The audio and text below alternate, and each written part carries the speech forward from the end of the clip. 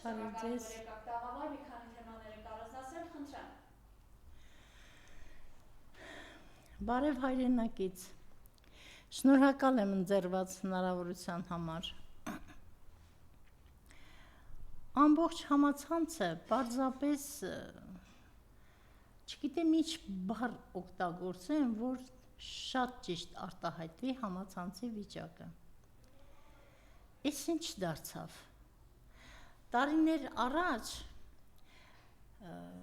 խոսափողին մոտեցողը իրեն հաշիվ էր տալիս, թե ինչ բառապաշար պետք է օգտագործի, ինչպիսի համեմատություններ, էպիտետներ պետք է օգտագործի, որ հանկարծ փողոցում նրան տեսնողը չասեր ամոթ քեզ։ Այսօր այս ավստրալական վայրի դինգո շների կուսակցությունը իրենց ուժային կառույցների էգերով պարզապես բանի տեղ չեն դնում,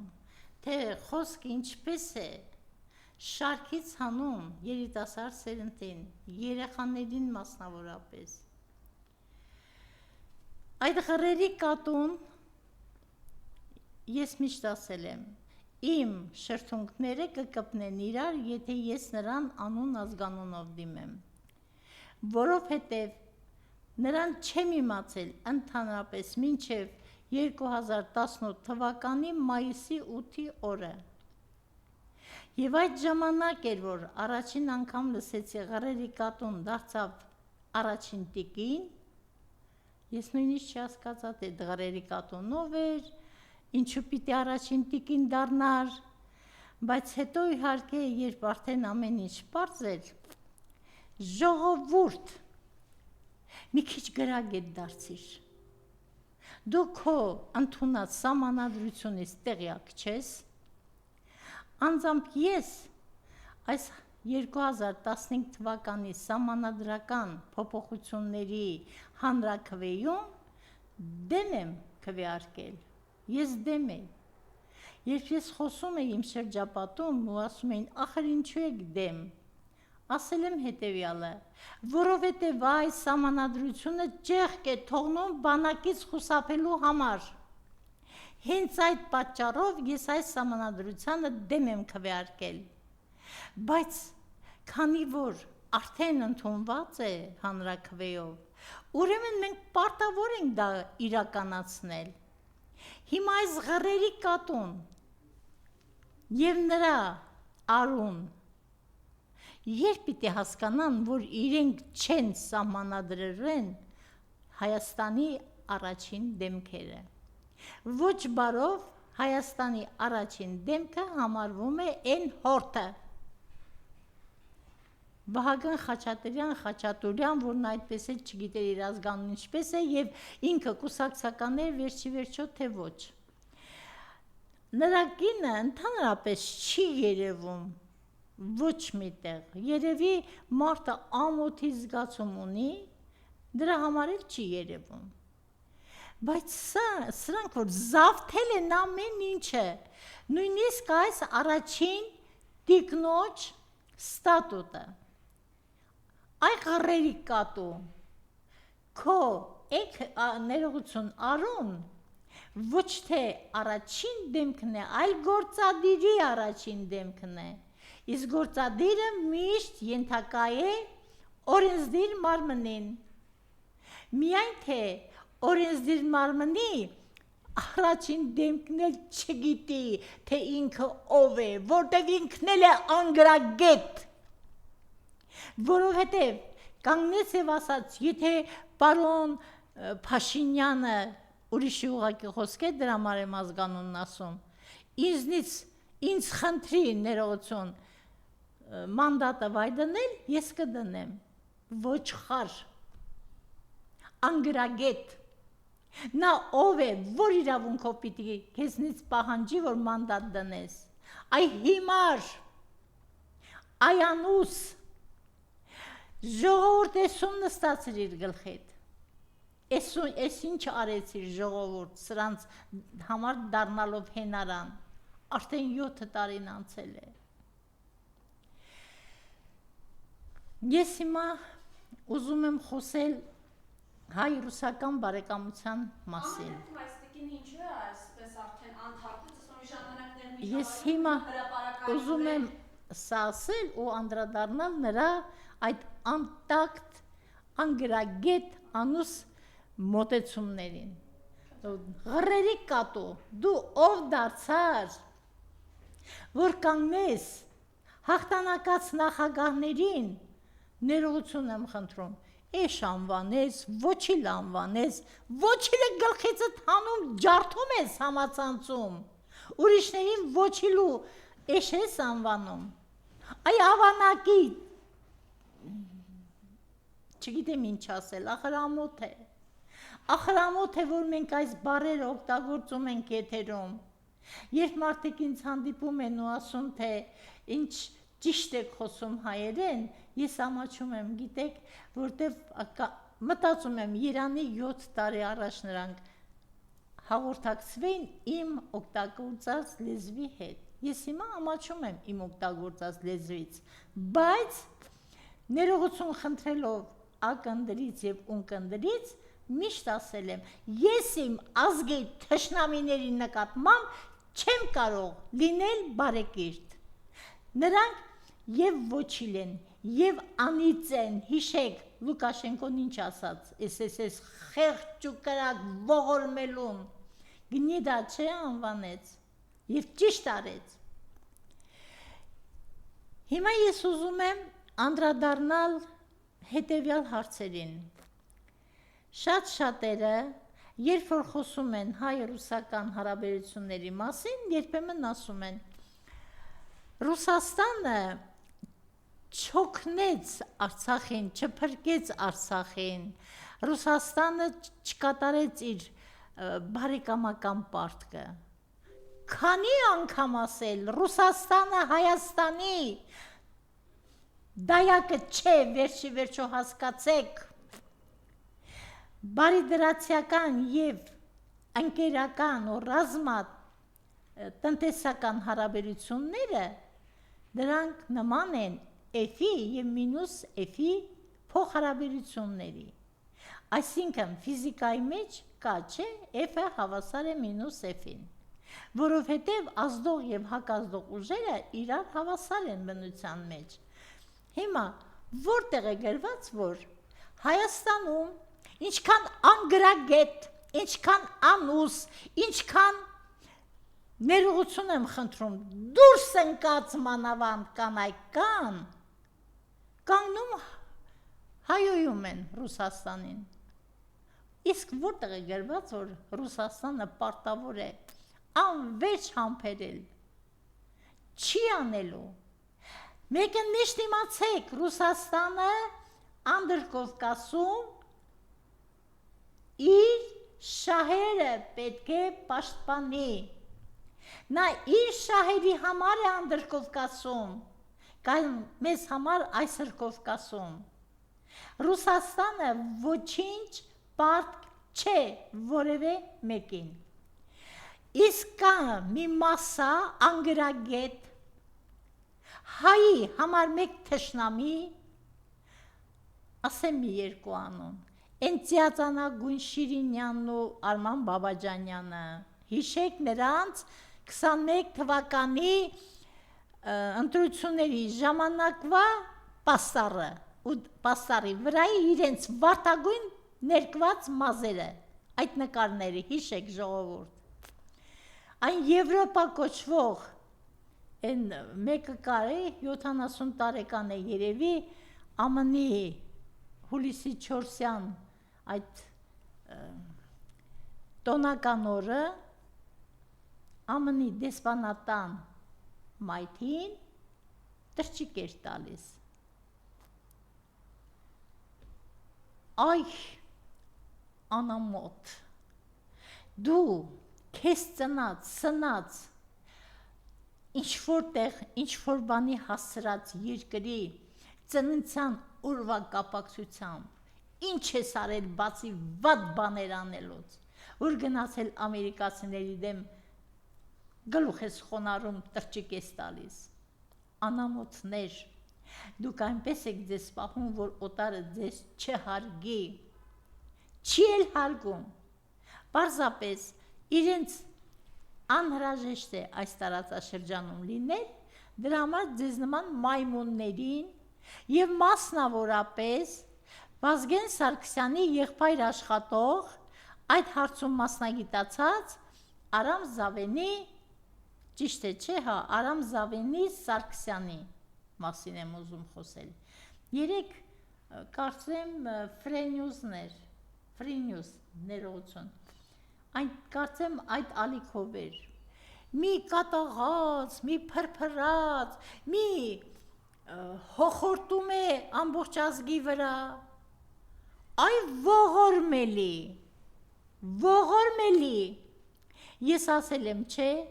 Տիկին Գրետան կամ քեզ է որդե գրել, կամ Վազգեն Սարգսյանին, որովհետև դուք բացարձակ նման չեք իրար, այսինքն, ես մեկ անգամ էլ եմ ասել, եթե Վազգեն Սարգսյանը ողջ լիներ, դու հաստատ կենդանի չէիր մնա, քո այդ շրջակայքով, շրջապատով, քո այդ Անի Խաչատրյաններով ու չգիտեմ էլ ինչերով, որոնք աննամոթներ են, պարզապես, սրանք կանայք չեն, մի անգամ ես եթերում ասել եմ, դոգին լսում են միայն դուրս ընկած կանայք, հիմա էլ եմ պնդում, եթե կինը իրեն թույլ է տալիս, խցիկների առաջ, այդպիսի այլանդակ, մարդում, գիտեք, ես սարսափեցի, որովհետև ինչպես կարող է կինը մտքում անգամ այդ բառերը կրկնել, այո, բառեր կան, որոնք կինը պարկեշտ կանանց մասին է խոսքը, պատվի զգացողություն ունեցող կանանց մասին է խոսքը, չի կարող անգամ մտքում կրկնել, այս անամոթները կրկնում են եթերում, և դեռ նույնիսկ հոխորտում են ուրիշների վրա, այդ որ ընտանիքում չեն հայոյում, վայրի շներ, ընտանիքներում հարգում են իրար, ընտանիքներում մեծ կա, փոքր կա, ընտանիքներում անուշ բուրմունք կա, ընտանիքներում ջերմություն կա, ընտանիքներում հայոյակ չկա, իսկ ձեր պատկերացրած ընտանիքը, այդ արդեն չգիտեմ ինչ է, դա ախորն է, ախոր, այդպես ախորի վերածվեց մեր ազգային ժողովի շենքը, Միլի Մեջլիսի ախորն է, ես հիմա օգտվելով այս առիթից, ուզում եմ կոչ անել Հայաստան խմբակցության և պատիվնեմ խմբակցության այս երկու ընդդիմադիր ուժերի բոլոր պատգամավորներին։ Հայաստանի ժողովուրդը այդ 280,000-ը կարծեմ, եթե չեմ սխալվում, որոնք ձայն են տվել, Հայաստանի ժողովուրդը ձեզ մանդատ դնելու մանդատ չի տվել, հիշեք։ Ես անձամբ, որպես Հայաստանի Հանրապետության քաղաքացի, պահանջում եմ ձեզնից ոչ մի պայմանում մանդատ չդնել, որովհետև այս շնախումբը, այս դենգոշների խումբը, Աստված մի արասի, եթե այս երկու խմբակցությունները մանդատները դնեն, քաղաքացիական պայմանագիր կոչվող այս ահռելի, չգիտեմ, սրանք շունել չեն, շունը կարգին կենդանի է, բորենիների խմբակցությունը, գիտեք ինչ կանի, մի 10 հոգի, 15 հոգի խմբակցությունից դուրս կհայտարարեն իրենց և կհայտարարեն ընդդիմություն։ Այսպես թեթևամտորեն խնդրում եմ չվարվել, խնդրում եմ, ես անցած անգամ շատ բաց տեքստերով խոսեցի պարոն Քոչարյանի մասին, հիմա էլ եմ ուզում ասել, պարոն Քոչարյան, անցած անգամ խնդրել եմ, հիմա ես ձեզ պարտավորեցնում եմ, դուք պարտ կունեք այս երկրի եւ այս ժողովրդի դիմաց, որովհետեւ նրա մաքուր մասան, խելացի մասան ձեզ ձայն է տվել եւ ձեզ հետ հույս է կապում։ Փառք Աստծո, որ հիմա ասենք մի 2 ամիս առաջ նույնիսկ այսպես չէր։ Շատ էին ատողները, նույնիսկ հայհոյողները։ Հիմա կարծեք, թե մարդիկ սկսում են խելքի գալ։ Սկսում են թացը չորից տարբերել, սկսում են կշերքի նժարներին նայել, թե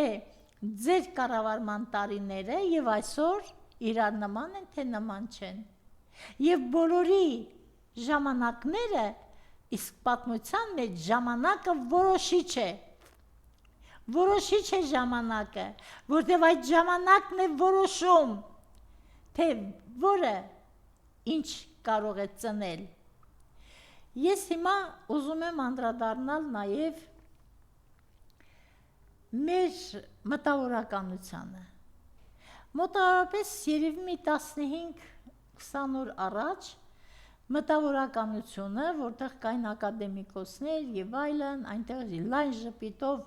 Աշոտ Մելքոնյանն էր նկարված, ստեղծել էին հայոց տուն, եթե չեմ սխալվում, այդպիսի կազմակերպություն։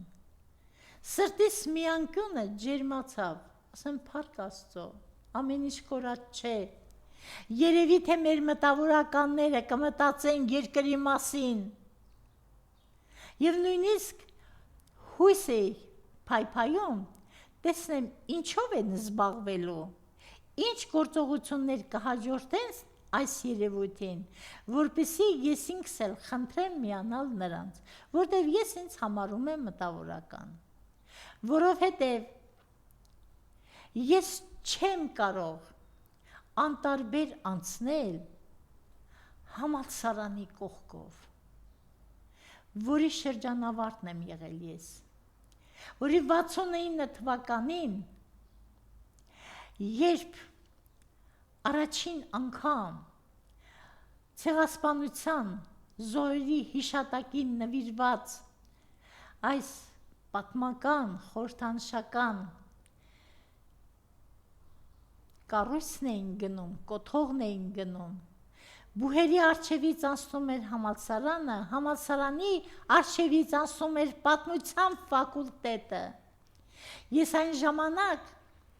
բախտ եմ ունեցել Պապոյան Ժորայի հետ բռնելու պսակը։ Պապոյան Ժորա, եթե լսում ես, դու դա կհաստատես։ Մենք ինչ հպարտություն ունենք, մենք ինչ հայացել ենք, անկեղծ եմ ասում, անձամբ ես այդ օրն եմ երևի հայացել, լրիվ հայացել։ Եվ հիմա այսօրվա համալսարանը թույլ է տալիս, որ այդ ղռերի կատուն ու իր արուն գնան մտնեն եւ այնտեղ փորձեն կրթել։ Ես այս հարցով համարյա թե չեմ խոսել, որտեղ ճիշտն ասած սրտխառնոց եմ զգում։ Այ անգրագետներ, այ անուսներ, դուք որ ոչ մի համալսարան չեք ավարտել, դուք որ համալսարանի դիպլոմ ստանալը արժեցրիք Հրաչիկ Սիմոնյանի նման գիտնականի որդու Արամ Սիմոնյանի կյանքը։ Ես էլ եմ ասել, պարոն Արամ Սիմոնյանը ոչ մի պայմանով չպետք է ստորագրեր այդ դիպլոմը, որովհետև այս անուսին այդ համալսարանական դիպլոմը չէր սազում։ Ես ժամանակ է եղել, որ շատ եմ հարգել Լևոն Անանյանին, բայց որ հիմա հիշում եմ, թե Լևոն Անանյանն ինչպես էր սրան նրան խնդրում, որպեսի գնահատական նշանակեն ու ես ներողություն եմ խնդրում, դեգեներատը գոնե 3-րդ կուրս հասնի, ես հիմա չեմ կարողանում ներել նրան։ Գիտեք ում են օգնում, ում համար են խնդրում, արժանավորի։ Իսկ սա իր ծնված օրից է եղել անարժան, որովհետև երբ որ մարդիկ չգիտեն իրենց ծագումը։ Անցած անգամ ես անդրադարձա այդ մի անտեղյակ խոզուկի, ներողություն եմ խնդրում, նրան անվանել եմ անհայտ ծագման արտադրանք, որովհետև եթե մարդիկ չգիտեն իրենց հայրն ով է, ասենք Արմեն Գրիգորյանը, ասենք Ալեն Սիմոնյանը, գիտեն ովքեր են իրենց հայրերը, Վահագն Ալեքսանյանը գիտի իր հայրը ով է, դեռ են Սուսանկան կարող է ասել, ինքը ումից է ունեցել, որովհետև ինքը շատ պարզ գիտի Սադիկովից։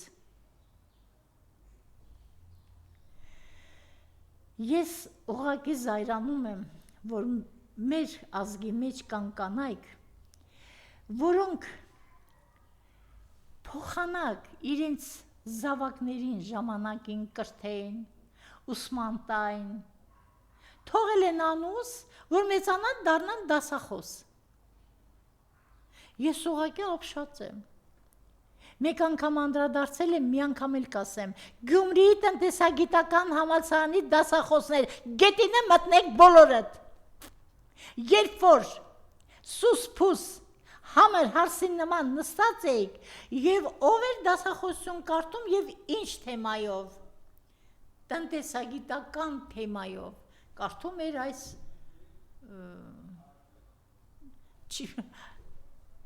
թուրքի լամուկը, ինչքան էլ ուզեմ անուն ազգանուն ասել, չի ստացվում, նա թուրքի լամուկ է ու վերջ, որտեղ նա իմ երկրի թշնամին է։ Հիմա այս կիսագրագետ,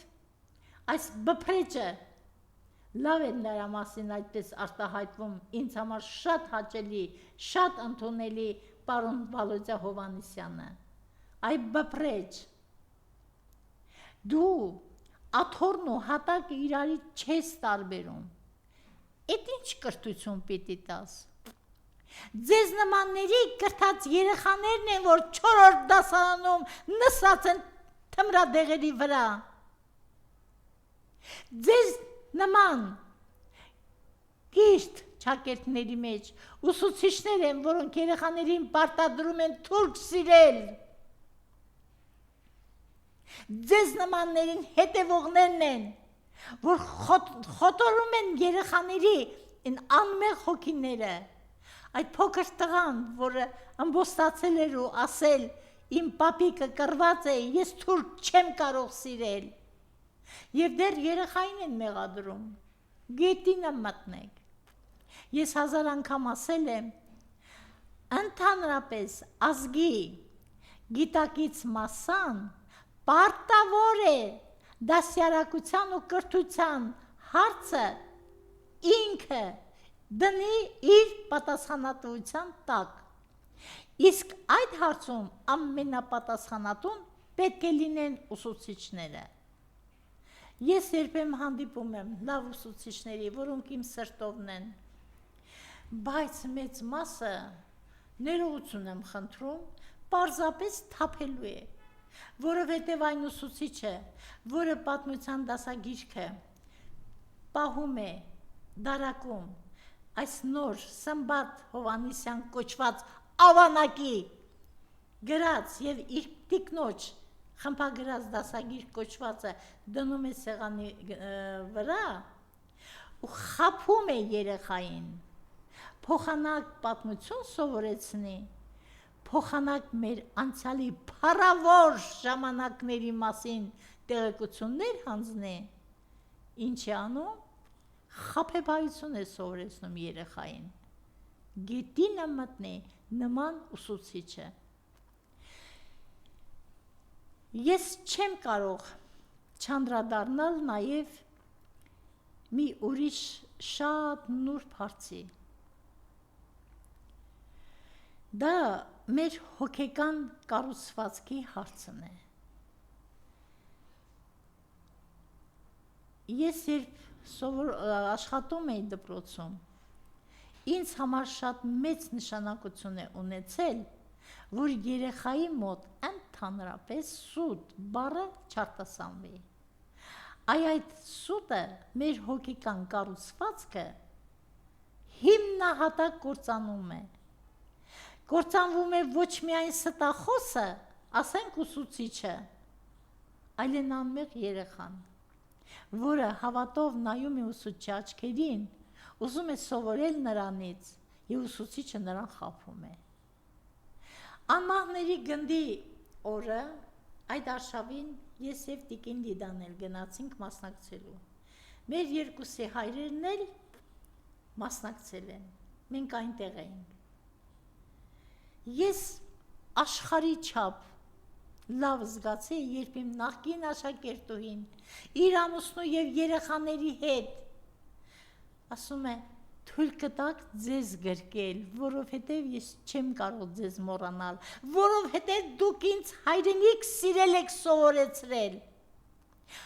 Այս հարցի կողքից ամեն ուսուցիչ պետք է շատ զգուշանցնի, որտև այսօրվա երեխան թվում է, թե նա չի տարբերում, մենք իրեն խաբում ենք, չենք խաբում, բայց վաղվա մեծն է, վաղվա մտածողն է, վաղվա գիտնականն է, վաղվա պատշարն է, բայց մեր վաղվա հայ մարդն է, որին պետք է պատրաստել կյանքի համար։ Այս հոգեկառուցվածքը այսօր խաթարված է։ Այս քեպը կոչված գազանաբարով բորենիները միայն մեր նյութը չեն գողացել։ Նրանք չեն գողանում միայն նյութը, ասենք, չգիտեմ ինչերի ադամանդի տեսքով, ոսկու տեսքով, լավ հագու կապի տեսքով, ընտիր ուտել խմելու տեսքով, նրանք թալանում են մեր հոգին, մեր սերնդի հոգին են թալանում, որովհետև նրանք իրենց գազանաբարով ոհմակով պատճառ դարձան, նպաստեցին, որ մեր ազգի սերնացանները չվերադառնան, որ մեր ազգի սերնացանները հողի մեջ ծիլեր այլևս չտան։ Սա է նրանց ամենասոսկալի հանցանքը։ Քիչ առաջ պարոն Հովհաննեսը խոսում էր նրանց արարքներից, ես հիմա կավելացնեմ, բա հնդկական ադամանդները, ծխախոտը օդանավերով, որը ուղեկցել է, թե պատկանում էր աներձակ հրաչին, այ հողը գլխիդ, ուղղակի շատ շուտ մոռացար, որ Գերվանդ Ղազանչյանի նման իսկական արվեստագետը դժվարանում էր քեզ այն մասսայական տեսարանների դեր տալուց, որովհետև դու այդ բնագավառում էլ շնորհք չունեիր, բայց այդ թալանելու բնագավառում աչքի ես ընկել, որովհետև ԿՊ-ում 3 րոպե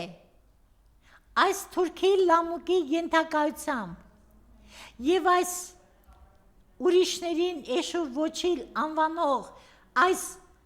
ղռերի կատվի ենթակայությամբ ծառայած մարդը արդեն մարդ չէ, որովհետև նա կորցնում է ամոթը, կորցնում է պատիվը եւ դառնում է խամաճիկ։ Հիմա ղռերի կատու մի անգամ էլ լսիր։ Այն բոլոր գումարները, որ դու շորթում ես, մի օր քթից է գալու։ Ես չեմ ասում քո երեխայի եւ այլն, ձեր տղան ոչնչություն է, իրենց ոչինչ չի ներկայացնում, ձեր այն մի աղջկան տեղյակ չեմ, այս մեկը որ այստեղ է, ինչ է իրենց ներկայացնում, համենայն դեպս հայօրորդ չէ, այն փոքրն էլ դասի չի գնում, դպրոցական է երևի գրանցված, բայց դասի չի գնում, որտեղ Վատիկանից գալիս գնում է Բերլին, Բերլինից գնում է Վիեննա, չէ՞։ Այդ երեխան ինչ պիտի դառնա։ Եվ հիմիկվանից ճիշտ է մարդու արտաքինի մասին ճիշտ չէ դատողություն անելը, բայց այս երեխան հիմիկվանից ունի այնպիսի հայացք,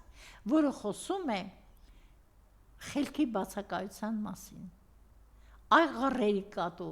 դու քո ընտանիքը կրթի, եթե այդքան կրթելու ունակություն ունես, ինչ գործ ունես կապանցիների հետ։ Ամոթ բոլոր այն կապանցիներին, ովքեր գնացին, նստեցին եւ ես ղռերի կատվի ճակերտավոր դասախոսությունը լսեցին։ Հասկացաք, կրթվեցիք արդեն պատրաստ եք ինքներդ էլ կրթել։ Ղռերի կատու եւ թուրքի լամուկ, հասկացեք, կրթել կարող են կրթված մարդիկ։ Իսկ դուք բոլորովին այդպիսին չեք։ Ես չգիտեմ, Աստված է ձեզ պատժել, թե մեզ է պատժել, որ ձեզ նմանը այսօր դարձել է հանրապետության վարչապետ, ոչ ավել, ոչ պակաս։ Եվ առանց վարչապետի օրինական կինը լինելու, խլում է ուրիշից այդ անունը, չարաշահում է այդ ամենը, որովհետև ամոթ չունի։ Ես միշտ ասել եմ ղռերի կատվի եւ իր արուի ամենամեծ ուժը նրանց անամոթության մեջ է, որովհետև սրանք անամոթ են, չեն ամաչում, որ իրենք անգետ են, որ օրինակ կարող են խոսել այնպիսի բաներից, որոնց մասին գաղափար չունեն, ինչ անենք, ինչ անենք։ Եվ ուզում եմ մի երկու խոսքով էլ անդրադառնալ ներողություն այն սահմանադրությամբ Հայաստանի Հանրապետության գլուխ համարվող այդ Վահագն Խաչատուրյանին, որին ես մի անգամ ասել եմ, հիշում եմ, երբ մեր գյուղում կոլտնտեսություն կար, այդպիսի տգետ, այդքան խեղճ, այդքան ողորմելի մեկին կոլտնտեսության հորթերի պահակ չէին դնի, որտև այդ հորթերը անպայման կդառնային գելի բաժին։ Իսա նախագահ է, այ հողը գլխիդ, անամոթ, դու որ նախարար էիր սրանից առաջ, բարձր տեխնոլոգիաների կարծեմ նախարարներ։ Ես առնչվել եմ, ես մի հրաշալի մարդու գիտական գործունեության մասին բերեցի իր կատարածը էներգետիկական ռեսուրսների վերականգնման ամբողջ մի հրաշք ծրագիր էր։ Այդ մարդը ինքը վատառողջ էր։ Բերել եմ, տվել եմ քո ղեկավարած նախարարություն, այնտեղ մի տիկին կար, եթե չեմ սխալվում, անունը Վալյա, կարող եմ հանկարծ սխալվել, հեռախոսով եմ, որովհետև խոսել։ Գիտեք, ասում եմ ինչու պատասխան չենք ստանում, այս գրությունը հանձնված է, ես իմ ձեռքով եմ բերել հանձնել և ստացական ունեմ։ Գիտեք ասած, ուղարկել ենք հեծ։ Ասեմ տիկին ջան, հեծ ուղարկել եք ինչ անեն, հեծը առևտրական կազմակերպություն է, հոսանք արտադրողից գնում է, վաճառում է հոսանքը սպառողին։ Դու այս գիտական աշխատանքը հաշվարկված ամեն բնագավառով և բնապահպանական, և տնտեսագիտական, և գիտական, և բոլոր մի խոսքով աշխատավարձից սկսած հաշվարկված էր, ասեն դուք դա ուղարկել եք հեծ ինչ անեն։ Հեծը ինչ կապ ունի այս գիտական աշխատանքի հետ։ Այդ դուք քպականներ, դուք այդ աշճանի անգետ եք, անուս եք, որ չեք տարբերում նույնիսկ, թե գիտական գործունեությունը որ բնակավարների հետ գործ ունի։ Եվ այս ներողություն եմ խնդրում, այս տխմարը, ես էլ եմ ասում, մեր գյուղում նրան հորթերի պահակ չէին տա, դարձավ հանրապետության նախագահ։ Դե մենք ապրում ենք զարմանալի ժամանակներում, ինչ ասեք կարող է տեղի ունենալ, ինչպիսի շնչավոր կենդանի ասես կարող է մեկ էլ բարձրանալ պատմության թատերաբեմ, բայց ժողովուրդ լավ գնահատիր դու քեզ, գնահատիր քո առաջնորդներին, համեմատիր նրանց արածները, նրանց պարգևածները երկրին, նրանց ու մեր այս վայրենաբարո հարևանների փոխհարաբերությունները ի նկատի ունեմ արևելյան Ադրբեջանի կողմից եւ արևմտյան Թուրքիայի կողմից ու դուրս արի փողոց, դու պարտք ունես կատարելու ինքդ մեր այս հրաշք երկրի նկատմամբ։ Ես եմ շնորհակալ։